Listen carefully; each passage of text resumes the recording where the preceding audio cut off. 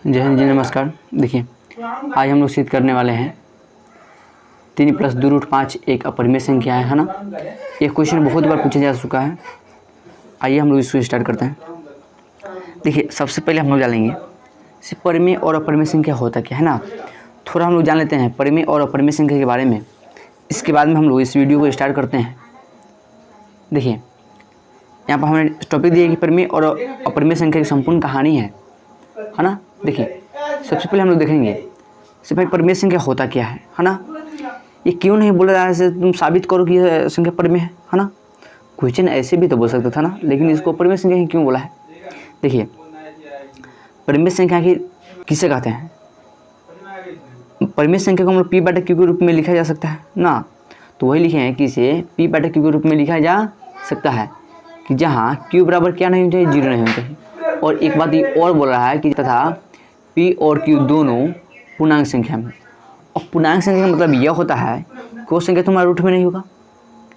यही कारण है से ये तुमको जब रूट में नहीं है, जब p और q तुम्हारा जब दोनों जो संख्या है, दोनों में से कोई भी रूट में नहीं होना चाहिए। यदि रूट में अगर होगा भी तो कट कर बिना रूट में आना चाहिए, या रूट में अगर होगा भी तो उसको पूर्ण वर्ग में होना चाहिए है ना, ताकि वो पूर्ण वर्ग बन के वह संख्या पूर्णांक संख्या में आ जाए कि ना। अब देखिए, इसे p/q के रूप में लिखा जा सकता है जहाँ q बराबर 0 नहीं होना चाहिए तथा p और q दोनों पूर्णांक संख्या में हो। जैसे में क्या होगा, 6/7 है -9/5 6√16 96.7676 है, या 9.886 पर एक रिंग, या इसको बार भी बोलते हैं है ना। देखिए, यहाँ पर 6/7 तो p/q के रूप में है, कि रूट में है नहीं ना है, इसलिए तुम्हारा जो संख्या है परिमेय संख्या होगा। देखिए, प्लस में भी हो सकता है और माइनस में भी हो सकता है ना।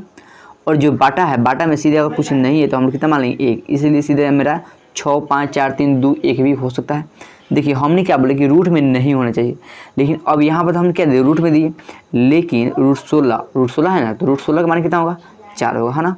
जब √16 का मान जब 4 होगा तो क्या ये संख्या अभी रूट में क्या मेरा नहीं ना है, इसलिए मेरा संख्या क्या होगा, परिमेय संख्या होगा। रूट में दिखा रहा है, लेकिन क्या ये रूट में ओरिजिनल नहीं ना है। ये रूट में क्यों नहीं है, क्योंकि ये जो √16 है, √16 एक पूर्ण वर्ग मेरा संख्या है ना। अब देखिए, 96.767676। अब पॉइंट के बाद में बहुत लगे कहता है कि एक रिंग आ रहा है, डैश आ रहा है, बहुत संख्या बार का बढ़ रहा है, इसलिए ये संख्या अपरिमेय संख्या हो।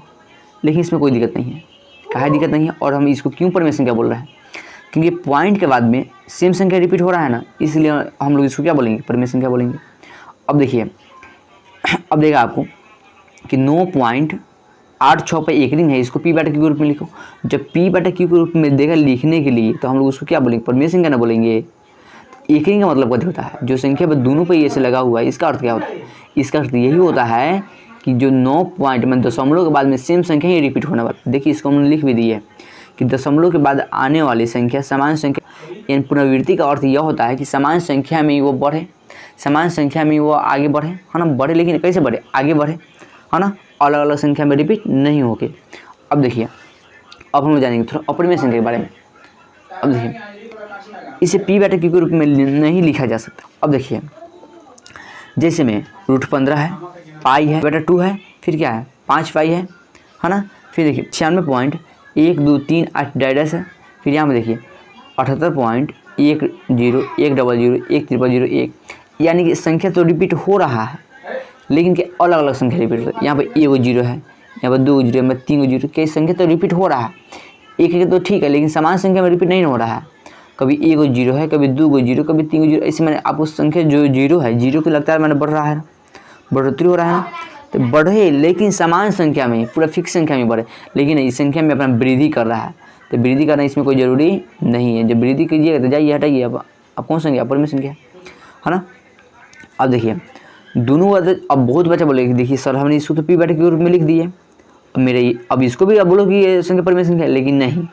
अब √8/√15 को हम लोग परिमेय संख्या, जब इसको p/q के रूप में है, तो क्या हम लोग इसको परिमेय संख्या क्यों नहीं बोलेंगे, क्योंकि ये p/q के रूप में तो आ गया, लेकिन p और q दोनों पूर्णांक संख्या में नहीं है। तो पूर्णांक संख्या क्या कहता है, पूर्णांक संख्या यही बोलता है कि हम माइनस में रह सकते हैं, प्लस में रह सकते हैं, है ना, लेकिन हम रूट में रहना पसंद नहीं करेंगे।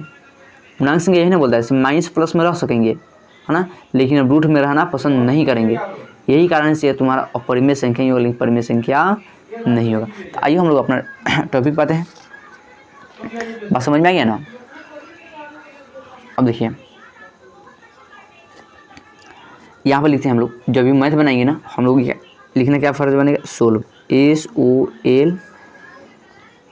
सोल्व मीन्स क्या होता है, हल, है ना। मैथ को हम लोग हल नहीं करते हैं। अब देखिए जो संख्या के देगा आपको अपरिमेय संख्या सिद्ध करने के लिए आप लोग इसको विपरीत मानिएगा, यानी उल्टा मानिए इसको। तो माना कि तू जौन बारे तो तू एक उल्टा बारे, यानी माना कि 3 + 2√5 एक परिमेय संख्या है, एक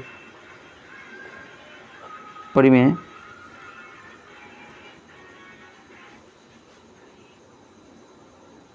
संख्या है। अब देखिए जो परिमेय संख्या होता है तो हम परिमेय संख्या किसको माने हैं, 3 + 2√5 को माने हैं। तो जिसको हम लोग परिमेय संख्या मानते हैं उसको हम लोग किसके बराबर करते हैं, P/Q के बराबर करते हैं ना। अब देखिए यहाँ पर जहाँ Q बराबर 0 नहीं होना चाहिए, जहाँ Q बराबर 0 नहीं होना चाहिए, P और Q दोनों पूर्णांक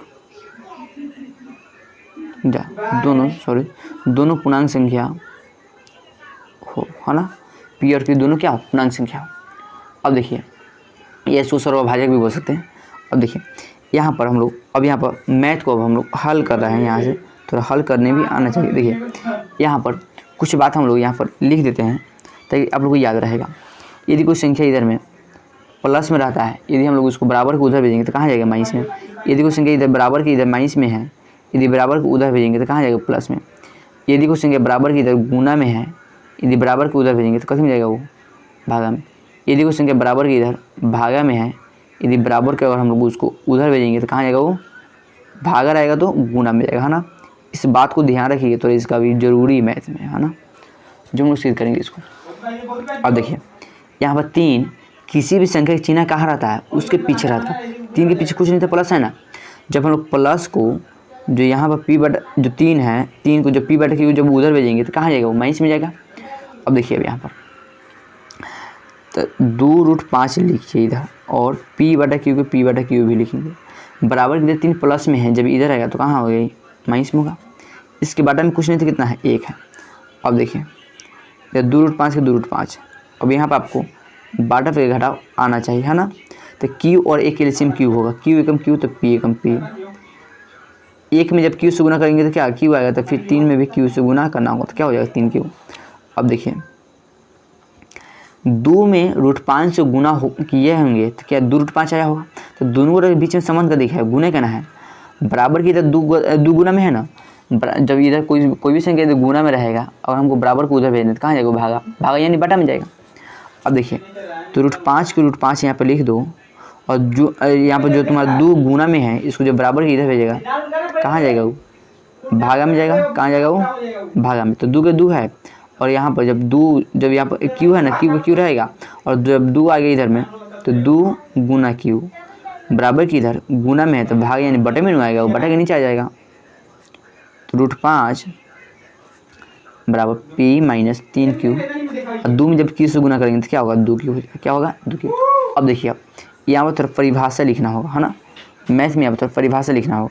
परिभाषा क्या होगा, देखिए कभी भी अगर हम लोग मैथ सिद्ध करने के लिए देगा, उसमें आप लोग को ये काम करना होगा कि बराबर का जो दहिना ओरी होगा, दहिना ओरी से ही हम लोग इसका ही फर्स्ट हम लोग इसी को लेकर तब हम लोग इसका तुलना करेंगे, और तब हम लोग परिभाषा लिखना स्टार्ट करें। अब देखिए पहले क्या, P - 3Q/2Q एक परिमेय संख्या है तो √5 भी परिमेय संख्या होगा। अब देखिए यहाँ पर P/Q के रूप में है, जब P/Q के रूप में होगा तो हम लोग उसको परिमेय संख्या ना बोलेंगे, है ना। है तो √5 भी परिमेय संख्या होगा। अब देखिए बराबर का अर्थ क्या होता है कि जो संख्या यह होगा वही संख्या यही ना होगा। जब बराबर है तो यहाँ सेम संख्या होगा ना, है ना। अब देखिए तो यहाँ पर √5 भी परिमेय संख्या होगा, लेकिन विरोधाभास होता है कि विरोधाभास माने बात होता है कि विरोधाभास होता है कि √5 एक अपरिमेय संख्या है ना। अरे भाई ये तो आप गलती बोल दिए ना, ये तो क्या सही है, लेकिन √5 तो एक कौन संख्या अपरिमेय संख्या ना है। जब ये अपरिमेय संख्या है तो क्या दोनों बराबर होगा, बराबर नहीं ना होना चाहिए। ये बहुत प्रयास किया है ना, से हम साबित कर ले से ये परिमेय संख्या है ना। यहाँ पर बहुत माना गया है, से माना कि तू परिमेय संख्या बारे, लेकिन ना अपन कोई चाल छोड़ता है थोड़ी है ना। वह ठीक वही भी बात यहाँ भी है। जब दोनों बराबर हो गया तो बराबर हो गया तो ये जो परिमेय संख्या है तो अब इसको भी तो परिमेय संख्या होना चाहिए ना, लेकिन नहीं। लेकिन विरोधाभास होता है कि √5 एक अपरिमेय संख्या है। हम जानते हैं कि परिमेय और अपरिमेय संख्या का योगफल और गुणनफल, यहाँ पर योगफल माने प्लस का काम, यहाँ प्लस का काम, और यहाँ पर √5 और 2 और √5 के बीच में गुणनफल माने गुणा का काम हुआ है, इसलिए यहाँ पर लिखा गया है। हम जानते हैं कि परिमेय और अपरिमेय संख्या का योगफल माने जोड़ और गुणनफल माने गुणा एक अपरिमेय संख्या होता है, इसलिए मेरा मान्यता गलत है। इसलिए मेरा मान्यता क्या है, गलत है। हमने जो माने थे कि माना की संख्या परिमेय है, तो ये वह जो माने तो वो मेरा मान्यता क्या हुआ, गलत है। अतः 3 + 2 √5 एक अपरिमेय संख्या ही है ना। बस हमको यही तो सिद्ध करना था, PRO भी डिप्रूव्ड माने सिद्ध हो गया है ना। यदि आप लोग स्क्रीनशॉट लेना चाहते हैं तो आप ले सकते हैं। ठीक है, बहुत बहुत धन्यवाद।